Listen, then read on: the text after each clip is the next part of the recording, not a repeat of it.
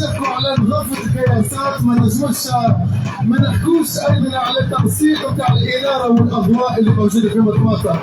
ننصحكم أيضا تجوا تشوفوا مطماطة في الليل، وإن يدل على أن بلدية مطماطة هي بلدية محترمة جدا تخدم في خدمات طيران على الآخر.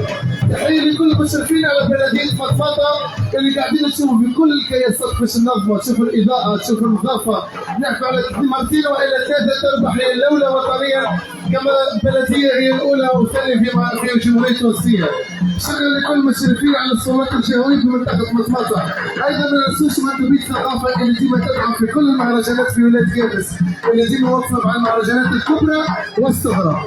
ما ننسوش أيضا مندوبية السياحة بولاية مطماطة اللي هي تسهر أيضا على سلامة الجزائر الشقيق. قبل ما نتعدوا الجزائر الشقيق مازال العرض بمطماطة الكلها.